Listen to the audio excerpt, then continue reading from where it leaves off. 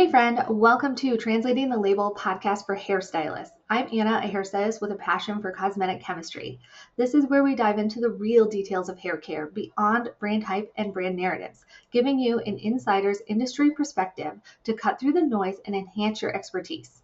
You're not here to hear what you want to hear. You're here to stand out as a stylist with a deeper understanding of the hair care industry. Today's topic is shampoo, and we are going to go over a basic shampoo formula. And this is something we should probably all be taught while we're in cosmetology school, but for whatever reason, we aren't. However, it can really enhance your client experience when you're able to answer some of the deeper, more difficult questions while you're working behind the chair. And it's also going to help build more trust with your clients because they're going to view you as a true hair care professional that is in the know and really knows what's going on. All right, now let's get into it. So, shampoo, as you all know, is used to cleanse the hair and scalp. And you can't have a cleansing product without having a surfactant. Now, a lot of you may have heard of sulfates, and sulfates are one type of surfactant. And if the formula is sulfate free, it just means that they're using a different type of surfactant in there. So the thing you need to know about surfactants is that they can be described using three terms. And it doesn't matter which one of these terms you use, they all mean the exact same thing. So you can call them detergents, cleansers, or surfactants. Again, whatever one you prefer is great.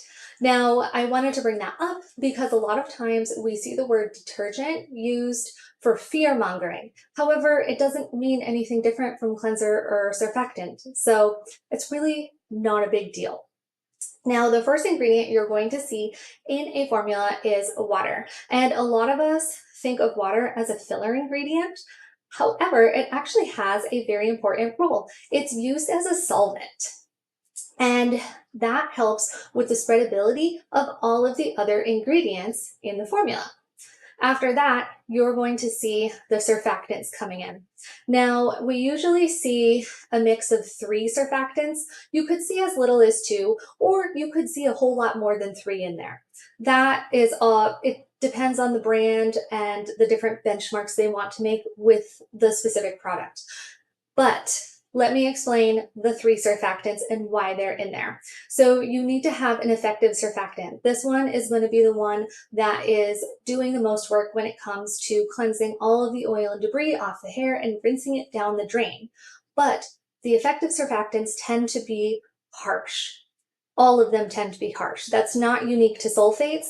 All effective surfactants can be harsh and drying.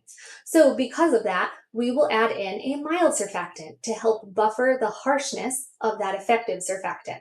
And after that, we usually see a foaming surfactant. However, as you know, foam in a shampoo formula is optional. So that one might not be in there at all. Now, after that, you usually see some humectants and or conditioners. And these actually play a very important role because they also help buffer the harshness of that effective surfactant. And then after that, we will typically see some kind of story ingredients in there. This may or may not benefit the hair. We have a whole episode actually on story ingredients if you want to go back and watch that. It's just a couple of episodes behind this one. Okay. From there, you will usually see some kind of gum or thickener. And the reason that's in there is because a lot of the ingredients used in shampoo formulas are very runny. And nobody likes to put the shampoo in their hand and have it run off like water. We need to be able to put it in our hand, have it stay there so that it can reach the head so that you can, shampoo and cleanse the hair and scalp. So those are very important. Now, sometimes those can be left out.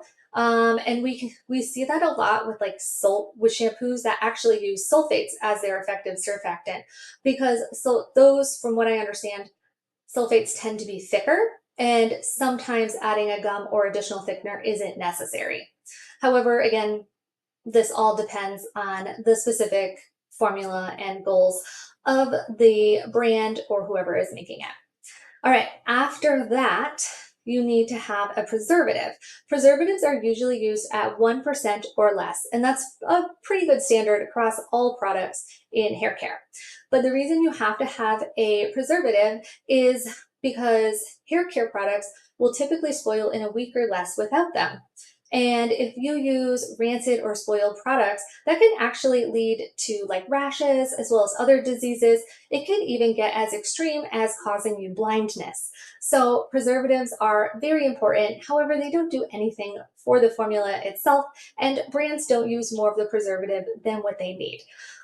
Because the preservative doesn't help sell the product in any way. It just helps keep it shelf stable and not go bad.